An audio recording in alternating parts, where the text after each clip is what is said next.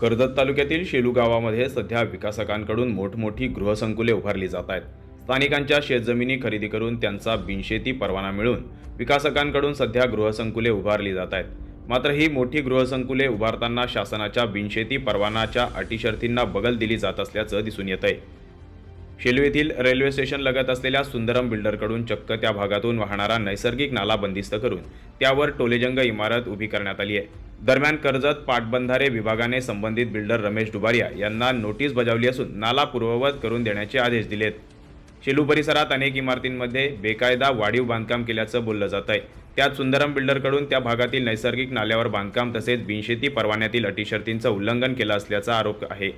शेलू येथील नैसर्गिक नाल्यावर अतिक्रमण केल्याचे समोर आले।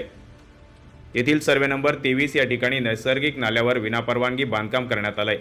त्यात या बांधकाम व्यावसायिकाला कर्जत पाटबंधारे विभागाचे उपअभियंता कार्यालयाने नोटीस बजावून ते बांधकाम काढण्याचे आदेश दिले होते।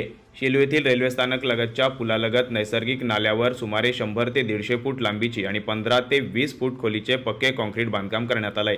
त्यामुळे नाल्याची रुंदी देखील कमी झाली आहे। तसेच नाल्याच्या दोन्ही बाजूस 7 मजली इमारत बांधकाम करण्यात आले।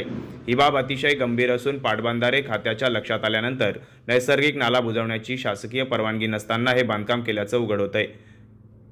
सर्वे नंबर 23 या ठिकाणी सुंदरम कॉम्प्लेक्स या नावाने मोठे गृहसंकुल उभे आहे। या मोठ्या गृहसंकुलात 7 मजली 2 इमारतींच्या मध्यावरून हा नाला जातोय आणि त्या बिल्डरकडून सदरचा नैसर्गिक नाला बंदिस्त करून त्यावर पक्के बांधकाम करण्यात आले। पक्के बांधकाम केल्यामुळे नैसर्गिक पाण्याचा प्रवाह जाण्यासाठी अडचण निर्माण होणार आहे। पावसाळ्यात मुसळधार पाऊस झाल्यास या भागातून नैसर्गिक नाल्यावर बांधकाम केल्यामुळे परिसर जलमय होत असतो।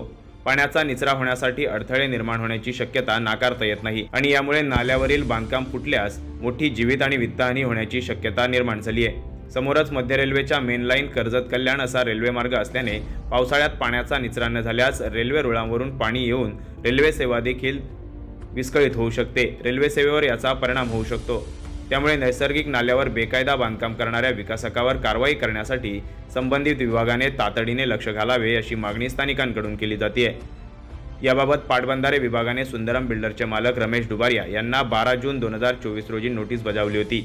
नाल्यावर करण्यात आलेले बांधकाम तात्काळ बाजूला करावे आणि नैसर्गिक नाला खुला करण्यात यावा असे पत्र तत्कालीन उपअभियंता भरत गुंटूरकर यांनी दिले होते।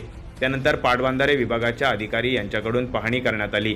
त्या अधिकाऱ्यांनी नैसर्गिक नाला बंदिस्त केला असल्याचे नमूद केलेले असून त्या नाल्यात पडून कोणाचा मृत्यू झाल्यास त्याची सर्वस्वी जबाबदारी बिल्डरवर राहील असा शेरा देखील मारलाय। मात्र या बांधकामावर आणि इमारतीवर अद्याप हातोडा पडलेला नाही। त्यामुळे स्वतःच्या फायद्यासाठी नैसर्गिक नाला बंद करून बांधकाम करणाऱ्या बिल्डरवर काय कारवाई होते हे पाहणे औत्सुक्याचं ठरेल।